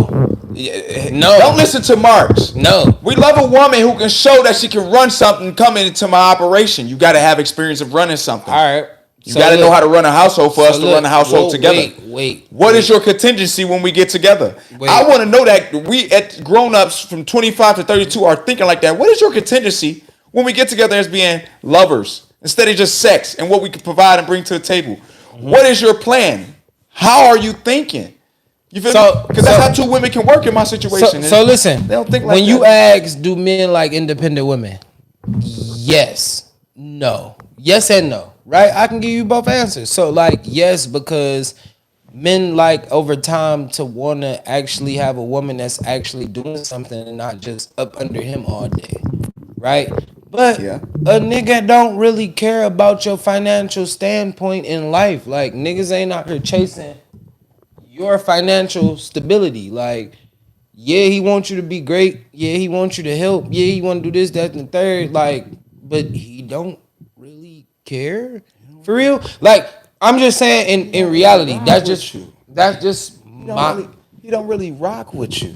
No, listen, I'm not saying that. No, that you care about. No, listen, I'm not saying that because a man. I don't like it. No, it's not what I'm saying. Listen, I don't like it though. If a man, no, listen.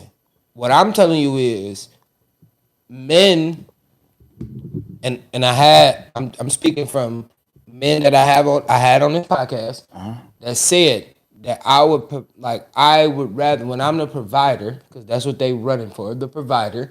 When I'm the provider, I don't need my woman to really be working and doing all the extra whoopie wops, right? Mm-hmm. What I'm telling you is, independent women can, like, what is an independent woman though? Like, what is, because she got a job? That's being an adult. What? Because she clean up, cook, and do it. Like, I just feel like that's being a woman. Like, most men do. They think what they provide are essentials to their relationship, thinking that it's something that they not getting or they can't do themselves, so they don't do it, thinking that it's showing a sign that will make a man react or give better actions in order for that to come out of them. And that's where they are. I feel as though that's where the trickery come in at. Don't play yourself as a fool. And my scope of what I have is understanding the relationship. I'm doing the things that I'm going after of. I'm doing the things that I'm supposed to do that's going to make you know that I'm committed and also here and ready to be in position. If you're waiting for me to do something spectacular in order to give me that position, then I'm not here to convince you. I thought you was literally saying yes once we had said we are going to build from this acquaintance. If we aren't building from this acquaintance with a commitment, then don't let your commitment switch up and you trick me with inspiring me with what I can possibly get, but then in the long run, I can't get it at all. And if I can't get it at all, stop thinking that you're not leading on, because that's exactly what you're doing. I don't care what nobody say. If there's somebody that you're asked to do something for you, and in their mind they doing it because they thinking it's going to help them as a collective to win you over, then guess what? Then, hey, you are manipulating someone. Okay. You are controlling them to the point where they're not even seeing them being a fool for you. They're being a fool for you. You're getting a lot of favor out of this. You're winning. But in their mind, they're losing because they're pouring into you and not receiving anything back. Withdrawals, no deposits. Withdrawals and no deposit. Now, what I say is, listen, because back to the topic, can I have one woman or two women, right? In a fictional world, I mean, my heart wrinkled. listen, in a fictional world where life would make so much glamorous sense, if we was in a Dr. Seuss book, I would take two women. I ironed it out though. Right? And in a real world, I'm gonna say one because of the simplicity of the fact that I already have a headache dealing with one woman as it is. You get what I'm saying? Now, I don't know what it feel like to have two women at one time, so I don't know. Maybe they may iron each other problems out. And that's what They may iron each other problems out, and I might not have to deal with that. She may have a friend that she can go lob with, and then I just get the... But I don't want to seem like we just said, withdrawals, no deposits. I don't want to be the person that don't get a chance to deposit into those women, that don't get a chance to hear them out and hear their controversy. So and maybe what start back making videos again, man. But what I'm saying is, I don't know. I don't want to be that person, but I don't also want to be the person that have to deposit into so many, because women have so many emotions. So I don't want to get a sporadic person that's really crazy and don't know how to control their emotions. That's like that's a headache and within itself, bro. Like, for real, like to have to slow a person down mentally to get them to think. Like that shit is really like a tragic within itself. A lot of women don't see the logic in things, and they think because I don't know. I don't want to go too crazy. Like, I just don't. But I always say, I'm gonna say one, because I feel like it's easier to get one to see logic further than it is to get two. But I can't speak from. I'm speaking from an unexperienced perspective, because we did do a podcast with my man's, and he spoke from a polygamous perspective, and his polygamous perspective was that he could manage it, and it was able to be done. You get what I'm saying? It was able to be accomplished, and it could work. And most men are supposed to be that way. They always say about, like, we from Africa and all that. Well, the African niggas got like 4 and 5 wives. You know what I'm saying? And they all cooperate, and they all know to cohabitate. And think about the nigga with 13 baby mamas. Women won 65% of the gold medals. Hey, come on, talk that shit. Shout out to the women for them again. All right, so look, do me a favor.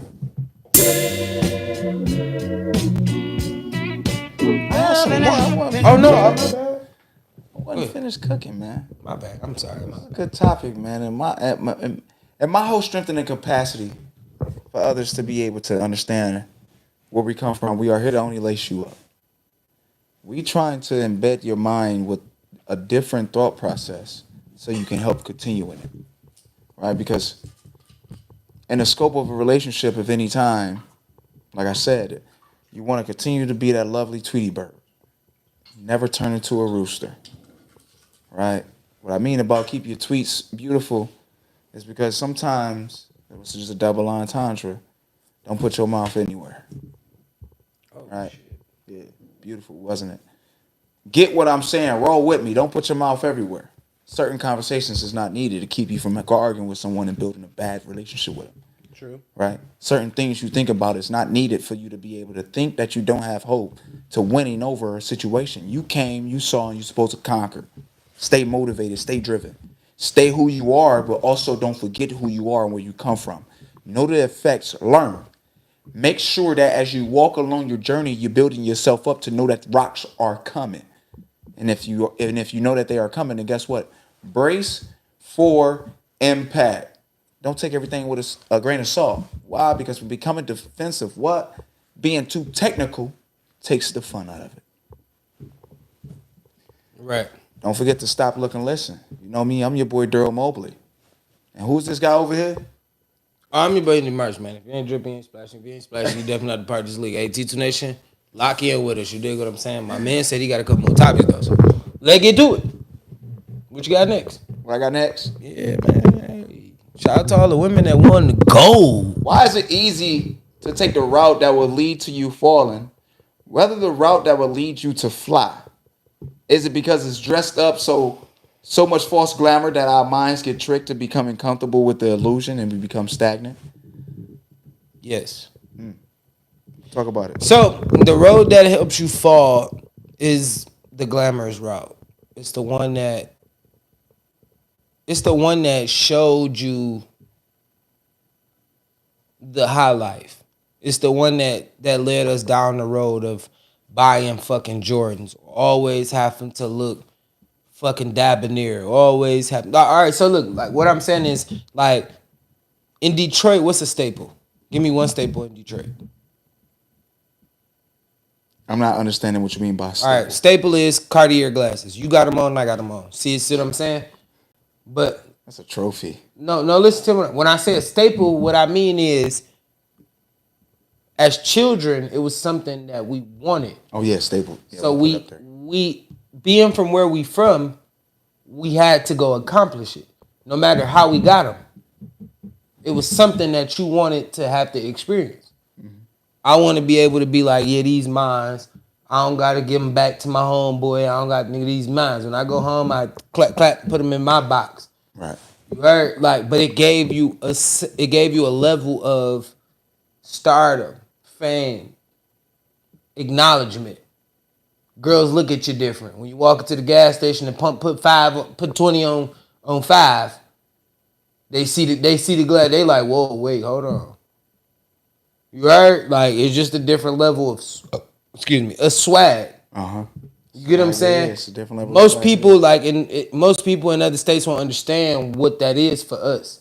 You get what I'm saying? Some niggas like Rolexes. Some niggas like this or that. Nice cars. It's nice whatever it is. Yeah, chains. They like down south. They dunk cars and they want the car Chevy sitting on 66s and big rims and that's what they want. You feel me? Some niggas like chains. Some niggas like watches and Rolex. Like everything. Everybody has their perspective where they come from, whatever it is. So, why it's easier to fall into the trap is because every young man is trying to get that. They trying to get that level of stardom or success. So you cooking? When I can just understand that if I stay down until I come up, I'll still get the same. I'ma still end up in the same place, but I just got to start early. Go crazy. You see what I'm saying? A lot of people don't understand. I can still get what you got.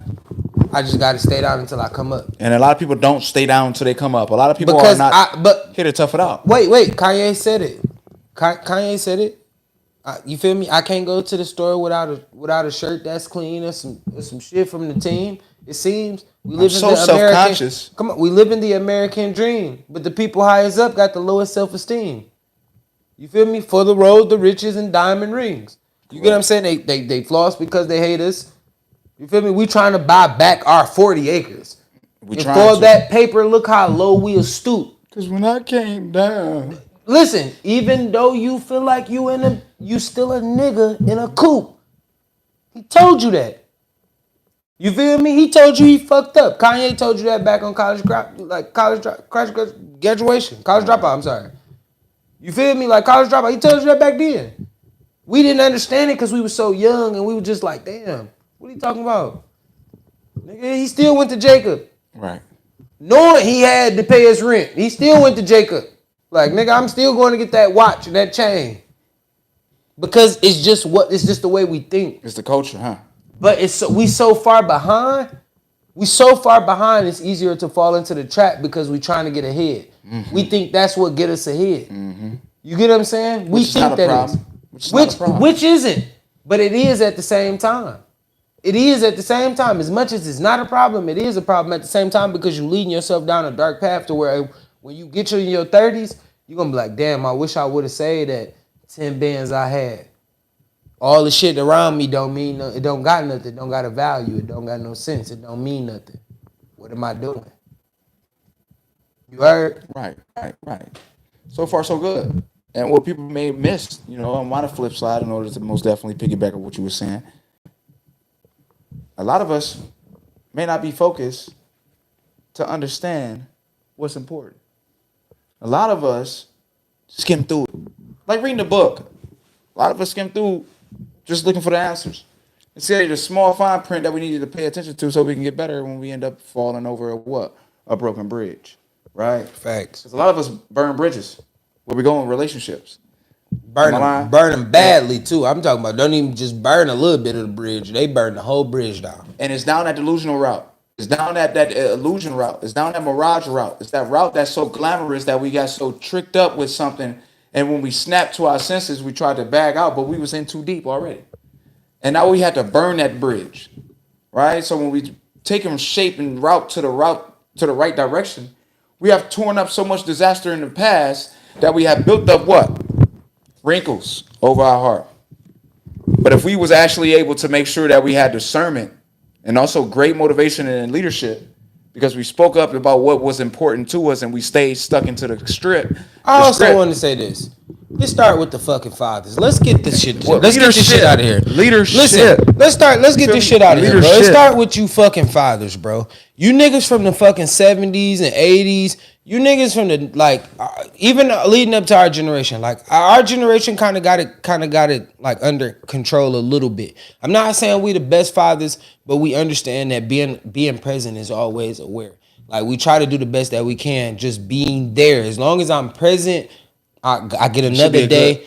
I get another day to try to be great. You get what I'm saying? As long as I'm present, as long as my kids know who I am, as long as my kids can tell me anything, they want to share whatever they want to share with, I'm here for whatever you call. If you call, I'm coming. That's the type of relationship these 90s babies, and further, that's these new parents like us. My generation of people that like parents, we try to be those parents. We celebrate our kids no matter what. No matter fucking what. I don't care if we go to McDonald's, nigga. You gonna see a picture of my kid eating fucking French fries, my nigga. Happy. But that's my connection to my kid, because I want my kid to understand. Look, nigga, when you was 2, we used to do this. When you was 3, we used to do this. Small things. When you was 10, you was here. When you was 30, it was always about keeping those memories. They always say a picture is a 1,000 words. You can speak 1,000 words. Yeah. So when you got that philosophy or that mindset, bro, I try to at least capture those moments. When you was happy, put you on live, do some things, like let people interact with you, let them see like, hey, look, this is my kid. I agree with him. I'm fucking with him. You know what I'm saying? Like I may not be the best dad. I may not even be able to give you the best knowledge. Right. But if you come talk to me, having the experience. I got the experience that's been through life that I believe I can get you to the right spot. Yep. A lot of us see success in a full sprint. Some of us. Facts. But a lot of us. Not a 100-yard dash. Not a 40-yard dash. Some of us see success in the first 100-yard dash. Yes, some of us do get lucky. But then we have the majority that go through what? A longevity of a journey in order for them to see something. Exactly. They got to run by 4x400s. Right? In order to see some type of success at the end. Right? And that's their first race. They got 20 more races to run because it's a marathon. That first 4x400 was what? Your first 15 years. Facts. Dang, you only 15 years old. Life is not over yet. It's kicking your ass. But it's kicking you. It's beating your butt. You done stumbled over the hurdles. You done got your heart broken. I ain't saying that. All right, let me say this. I don't believe, and I always say this. With me having 2 sons, and if God ever blessed me with a daughter, because I'm never saying that as long as I'm alive, I always feel like I have the potential to have a child, right? So as long as I'm alive, I always right. Better pick the right one. But listen, look. Hear me out. I want to say that too. It's God picked these people for us already. Oh, I like how you said that. God picked these people up. Listen, ain't gotta stop. We gotta. That's the problem. That's the nuclear. Hold the fuck up. Now, hold on. Let me cook a little bit. That's our fucking problems. What? We walk around with all the good shit and say how God scripted this for my life when it's good, right? But when it's bad, we don't give God the same praise, right? We don't understand that God put this shit in our life for a reason. You got that fucking co-parent because guess what? You wanted a child. I'm sure God gave you a choice, right? Yeah. When you met that man and y'all was getting ready to have a baby, you saw a red flag. He probably even gave you the option to get out of this situation before he even got here. But as a woman and as a man, because I'm not saying that men don't lie to women and be like, oh, I'm gonna be the best dad that I could fucking possibly be. I love you to death, and we gonna make this shit work till we gonna get married. I'm not saying people don't sell dreams to both sexes, bro. I'm both of y'all. They out here selling. Hey, listen, attention, both people. Listen, attention, both people. Y'all gotta stop that fucking lying. Y'all gotta tell people the truth. It's not until you have a kid where you cannot buy into that shit. I have a kid, so I know the responsibilities of a kid. If I gotta sit there and tell a person, hey, look, this ain't what we need to do because I know the person you are. If you got a kid, you're going to look and say, you know what? You're right. But if you happen to go have a child with a girl that is her first, hey, big dog, it's over. That kid is gonna make it to this earth. Just pray for a healthy birth, my boy. It's over. You don't get that chance to make that decision. But I always tell women, if you keep that child and that man told you the whole pregnancy that he didn't want that child, or he was not, that y'all didn't have good vibes, he wasn't there for the child, that's gonna be a fucked up relationship between you and that man, because that man is gonna walk away from that kid. I'm telling you. Eventually he's gonna come around. Eventually. Maybe when he's 10, 11, somewhere around that area. Damn right. But for the first 10 years of his life, that kid, you going to have a fight for 10 years because you're going to be calling and fighting with that nigga over child support, because you're going to go put him on child support because you need the extra help. You see what I'm saying? When you didn't even have to go through this. I get it. It's your body, your choice. But come on, let's make sense of what real life is. Sometimes we got to swallow our pride to make the right decision for our life. 18 years ain't worth a fucked up 18 years. A kid coming to this earth ain't worth a fucked up 18 years. Cause that's what you get. That's what y'all banking on, the 18 years. Cause after 18, you don't get the child support. So now y'all just have a child till both of y'all leave this earth together. And y'all hate each other. Right. And people don't even understand that they're building up the wrong side of the relationship in order for them to be able to sit on after everything hit the fan. People don't see that. See, me, I love when people ask me, what am I living for? The end game. What are you doing this for? The end game. Why are you being so serious in this situation? Because it's going to adapt me for the end game. I'm becoming something and I want to make sure I develop. So I'm serious in this situation because I need this enhancement for me to be able to get better and make it to the next level. And some men grow up when that child gets here. He may be on the fence all his life until he has to be faced with that responsibility. Some men do change, but don't force him to. Because you're forcing a behavior now. Mm-hmm. You're not genuinely allowing him to get into his masculinity. Right. Just like you would want a man to allow you to be into your femininity, you got to allow a man to join his masculinity. Because if he's not prepared or ready to be in his masculinity, he's going to stay as a juvenile. He's going to think as a juvenile. And I don't like situations that make me feel like that. I'm sorry. I'm going to tell you straight up. Me, I ain't going to hold you up. I do shut down, but I only shut down to help you understand that, hey, you at a point where I'm going to take a time bomb. I'm finna explode. So in order for me to be able to save face on both sides, I need to shut up. Because my next moment is telling you to shut up because you're going too far and way off where I'm trying to direct us, and you ain't trusting my leadership. And so don't get that. Listen, don't get that from me. And for some women, what he just made as a statement would be considered him being juvenile, right? Not saying what you said was juvenile, because there's a lot of men that think that way, right? But I'm speaking up. I'm warning you. Right. It's my coaching. But women would push his buttons and say that's a juvenile statement. Gaslighting, the word that women use. Gaslighting. You would gaslight him for that juvenile statement, right? But he told you the truth. He was honest. 100% honest. That's the problem. And if don't you're a part of my overlook the honesty. See, women they wanted their way so overlook much. the honesty. It's they wanted their way so much. That's the difference. That's the problem. That's overlooking your honesty. Because that's the infiltration in their building of their relationship. You trying to run it when the man about to leave. How you trying to run us building this relationship when I'm going to lead in it? If you don't understand your role, that means you need to start going back and research. Ask your mom, ask your grandmother. Get a full perspective of what is that a woman do in order to keep a continuance of a relationship going. And you don't know, with you being an independent woman, coming out of the hood, seeing success from 4 years of college, being this Fortune 500 or lawyer, and you're trying to date someone that's what? I say a goddamn prosecutor. And in his mind, you the ones that wear the pants in a relationship because you throw the heavy blows in a career. But in a relationship, a man is supposed to have purpose. He's supposed to move towards that purpose. You're supposed to support that, even if you have to take the back seat. Bang. All right. So I always ask, and you led me right into my next question. Yeah. This is mine. What is the purpose? What is the purpose of life without roles? What's the purpose? Well, it's ultimate freedom. It's no subjection to limitations. It's no subjection to enabling and hindering someone. There's no subjection to mistakes. There's no subjection to some type of what would you say, comparison. When there's no roles, there's no comparisons, there's no fault. That means you're growing abundantly. And isn't that the wildfire? Isn't that what God say do? God say go out and be fruitful, grow abundantly. You're supposed to create your growth as a. Oh my. But watch this. Now, Go ahead, let me man. let me rein it. Let me rein it in a little bit. Hold on. Let me rein it in a little bit. Right? Do I gotta go this far? Life. What's life without Rose? Life without Rose is no structure. Life without Rose is no guidance. Life without Rose is no passion. But who say you don't have roles with Hold no on. guidance? Hold on. I mean, with no role. I mean, who say you don't have guidance with no roles? What? Hold on. Now watch this. What you do is guidance. I didn't. No. I never said who role was more important.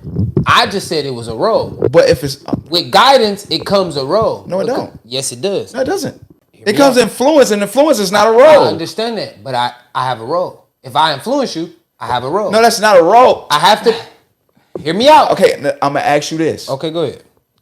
If I'm being a certain way and you like it, am I being a role? No, I'm being what? Authentic. True. Free. But you're playing a role. Listen, let me tell you why. Watch this.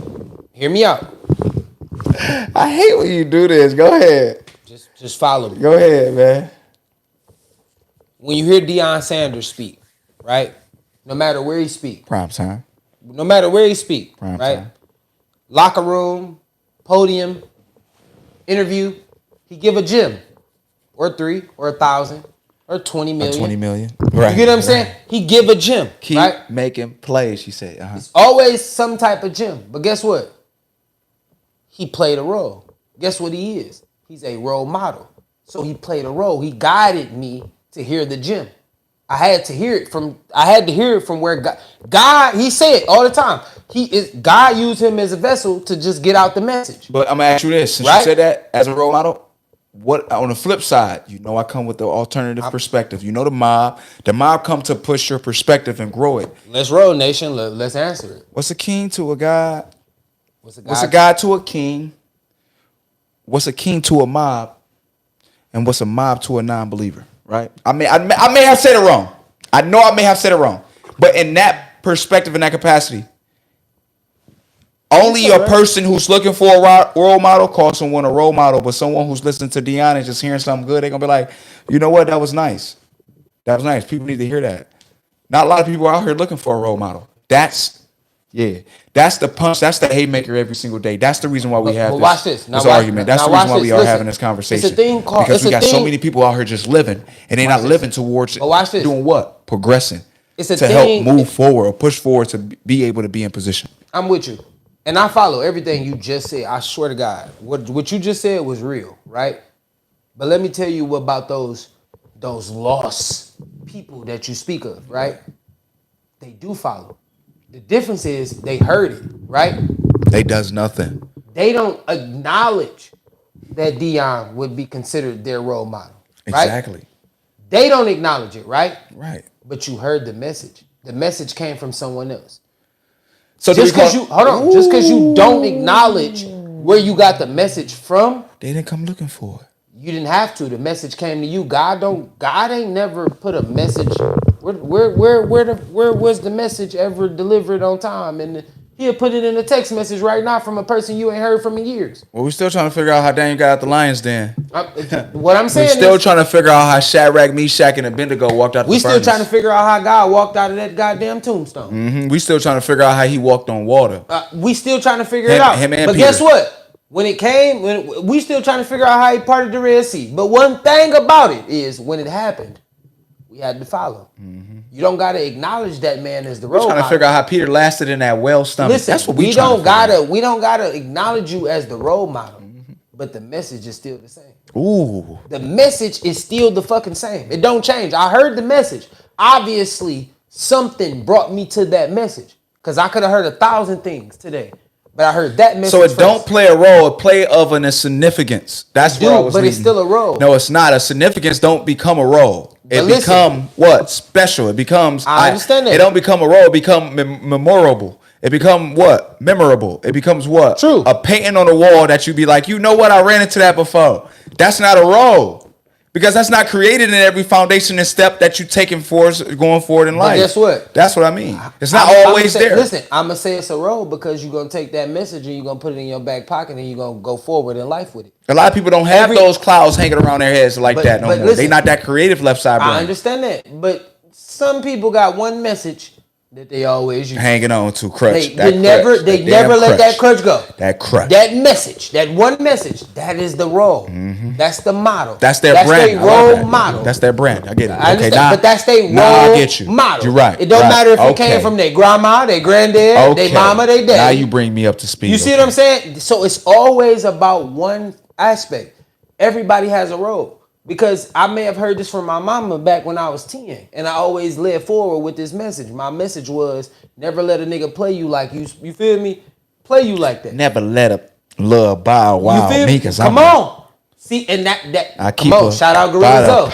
Come on, shout out Gorilla Zoe. But y'all then again, know who run we just use Jeezy as an example. CTE, corporate thug. Yeah. CTE. It's the no mentality that we trying to build up here. Come on. You know, ladies, tied to the game is always a role that we play in order to help pop culture or current events or even leadership mentality, leadership role, motivation, educational opportunities, or even us just passing the game on as a torch. And learning for you guys to develop. Mm-hmm. For the women to develop, to hear from a man's perspective, to be able to acknowledge men and be able to say, hey, we hear you guys.